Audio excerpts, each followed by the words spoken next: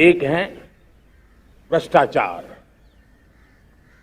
दूसरा है भाई भतीजावाद, परिवारवाद। ये चिंता का विषय है कि आज देश में भ्रष्टाचार के प्रति नफरत तो दिखती है, व्यक्त भी होती है, लेकिन कभी कभी भ्रष्टाचारियों के प्रति उदारता बरती जाती है। किसी भी देश में ये शोभा नहीं देगा। और कई लोग तो इतनी बेशर्मी तक चले जाते हैं कि कोर्ट में सजा हो चुकी हो, भ्रष्टाचारी सिद्ध हो चुका हो, जेल जाना तय हो चुका हो, जेल गुजार रहे हो, उसके बावजूद भी उनका महिमा मंडन करने में लगे रहते हैं, उनकी शान शौकत में लगे रहते हैं, उनकी प्रतिष्ठा बनाने में लगे रहते हैं। अगर जब तक समाज में गंदगी के प्रति नफरत नहीं होती है, स्वच्छता की चेतना जगती नहीं है। जब तक भ्रष्टाचार और भ्रष्टाचारी के प्रति नफरत का भाव पैदा नहीं होता है, सामाजिक रूप से उसको नीचा देखने के लिए मजबूर नहीं करते, तब तक एक मानसिकता खत्म होने वाली नहीं है। और इसलिए भ्रष्टाचार के प्रति भी और भ्रष्टाचारियों के प्रति भी हमें बहुत जागरूक होने की जरूरत है। दूसरी एक चर्चा मैं करना चाहता हूं, भाई भतीजावाद। और जब मैं भाई भतीजावाद, परिवारवाद की बात करता हूं तो लोगों को लगता है मैं सिर्फ राजनीतिक क्षेत्र की बात करता हूं। जी नहीं, दुर्भाग्य से राजनीतिक क्षेत्र की उस बुराई ने हिंदुस्तान की हर संस्थाओं में परिवारवाद को पोषित कर दिया है। परिवारवाद हमारी अनेक संस्थाओं को अपने में लपेटे हुए है और उसके कारण मेरे देश की टैलेंट को नुकसान होता है, मेरे देश के सामर्थ्य को नुकसान होता है। जिनके पास अवसर की संभावनाएं हैं, वो परिवारवाद, भाई भतीजे के बाद बाहर रह जाता है। भ्रष्टाचार का भी कारण ये भी एक बन जाता है, ताकि उसका कोई भाई भतीजे के कार्य आसरा नहीं है तो लगता है चलो भाई कहीं से खरीद करके जगह बना लूं।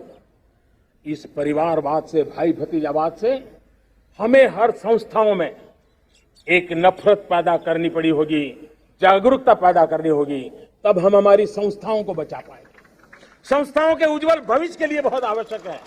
उसी प्रकार से राजनीति में भी परिवारवाद ने देश के सामर्थ्य को सबसे ज्यादा अन्याय किया है।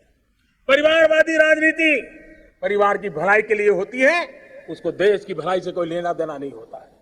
और इसलिए लाल किले की प्राचीर से तिरंगे झंडे के आन बान शान के नीचे भारत के संविधान का स्मरण करते हुए मैं देशवासियों को खुले मन से कहना चाहता हूं, आइए हिंदुस्तान के राजनीति के शुद्धिकरण के लिए भी, हिंदुस्तान की सभी संस्थाओं के शुद्धिकरण के लिए भी हमें देश को इस परिवारवादी मानसिकता से मुक्ति दिला करके योग्यता के आधार पर देश को आगे ले जाने की ओर बढ़ना होगा। यह अनिवार्यता है, वरना हर किसी का मन कुंठित रहता है कि मैं उसके लिए योग्य था, मुझे नहीं मिला क्योंकि मेरा कोई चाचा, मामा, पिता, दादा, दादी, नाना, नानी कोई वहां थे नहीं।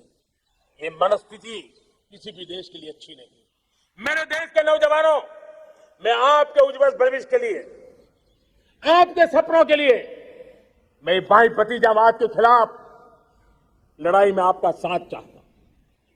परिवारवादी राजनीति के खिलाफ लड़ाई में मैं आपका साथ चाहता हूं।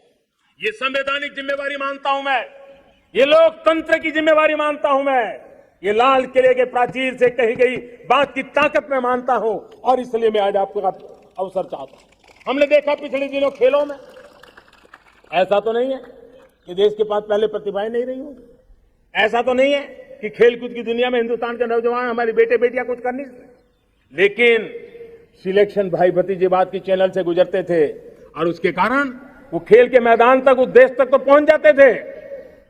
जीत हार से उन्हें लेना देना नहीं था, लेकिन जब ट्रांसपेरेंसी आई, योग्यता के आधार पर खिलाड़ियों का चयन होने लगा, पूर्ण पारदर्शिता से खेल के मैदान में सामर्थ्य का सम्मान होने लगा, आज देखिए दुनिया में खेल के मैदान में भारत का तिरंगा फहरता है, भारत का राष्ट्रगान गाया जाता है, गर्व होता है। और परिवारवाद से मुक्ति होती है, भाई भतीजावाद से मुक्ति होती है, तो ये नतीजे आते हैं।